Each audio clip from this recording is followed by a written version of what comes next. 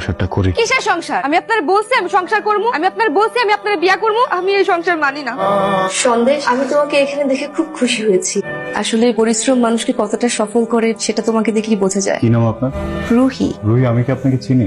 জীবন সাহেব, দেখুন আমাদের এটা তো রেস্টুরেন্ট বিজনেস, তাই না? এমপ্লয়ীদের ম্যানার থাকাটা ইম্পর্টেন্ট।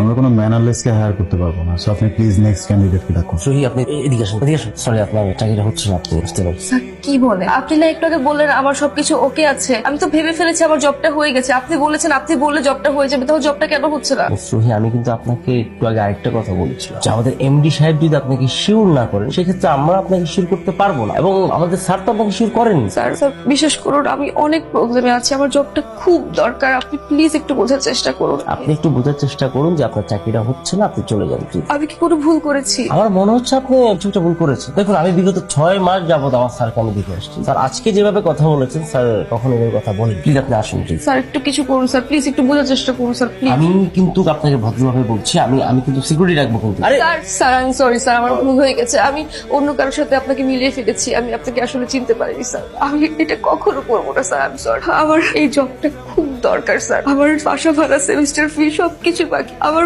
হয়তো এই জবটা না পেলে আমার জীবনটাই থেমে যাবে স্যার। আমি কিছু করতে পারবো না। আমি জীবনে শুধু পড়াশোনাটাই করতে চেয়েছি, আর কিছু করতে চাই না। আমার দ্বারা কখনো খারাপ কিছু করা সম্ভব না স্যার। আমি কখনো খারাপ কিছু করিনি স্যার। স্যার আপনি যা বলবেন আমি সেভাবে চলবো। আপনি যা করতে বলবেন আমি তাই করবো। আমি কাজটা মন দিয়ে করবো স্যার। স্যার প্লিজ আমাকে জবটা দেন sir, please sir, please sir, please sir, sir sir. Please আপনি আসুন। রহিম, আপনার চাকরিটা হয়ে গেছে। জি স্যার। আপনার চাকরি হয়ে গেছে, আগামীকাল থেকে আপনার জয়েন।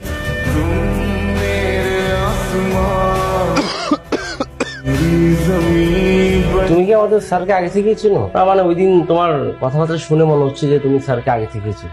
সে তো তোমার কেউ না, সে আমার ছেলে। তোমার যে হাজবেন্ড ছিল সে তো ওই দিনই মরে গেছে। ওকে আমি নিয়ে এসেছি, আমার ছেলে। আমি কখনোই চাইবো না আমার ছেলের জীবনে তোমার মতো কোনো মেয়ে আসুক, কখনোই না। আঙ্কেল, আমি অনেক বড় ভুল করেছি। সন্দেশের মতো ছেলেকে আসলে আমি দূরে ঠেলে দিয়েছি, অবহেলা করেছি। আমি কাজটা ঠিক করিনি। আমি আমার সব ভুল বুঝতে পেরেছি আঙ্কেল। আপনি প্লিজ একটু সন্দেশকে বলুন।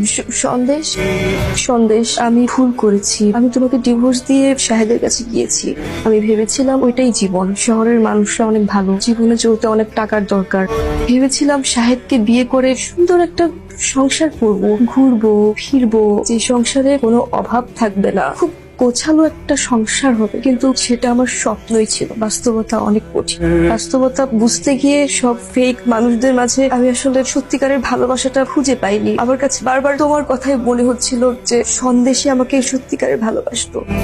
আমি জানি আমি এই কথাগুলো বলার কোনো যোগ্যতা রাখি না, আমার কোনো মুখ নেই তোমার সামনে এসে দাঁড়ানোর মতো, কিন্তু আমি নিরুপায়। আমি বুঝতে পেরেছি জীবনে চলার জন্য যোগ্যতা দরকার হয়।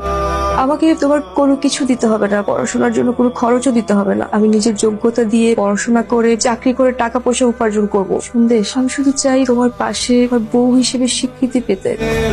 আমাকে কি শেষবারের মতো একটা সুযোগ দেওয়া যায় প্লিজ? মানুষ তার জীবনে সবচেয়ে বেশি ওই জিনিসটার পিছনে যে জিনিসটাকে সে সবচেয়ে বেশি ভালোবাসে। আমি যেমন তোমার কিছু বলি, স্ক্যান্ডেল আমার জন্মের পর আমার পরিবারের সবাই মরে গেছে। আমার বুদ্ধির পরে কখনোই পরিবারকে জিনিস আমি বুঝি। যেদিন তোমার বিয়ে করছিলাম আমি ভাবছিলাম হয়তো আমার ঘুমটিতে সৃষ্টিকর্তা তোমার মাধ্যমে আমার কাছে আমার পরিবার কিন্তু আমি ভুল ছিল। আমি ভাবছিলাম তোমার মতো একটা মানুষ যদি আমার জীবনে থাকে, আমার জীবনে হয়তো আর কোনোদিন কোনো আফসোস নেই।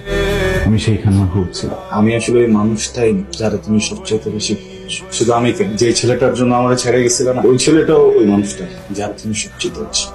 আমি জানি তুমি কি তোমার ভালোবাসার জিনিস।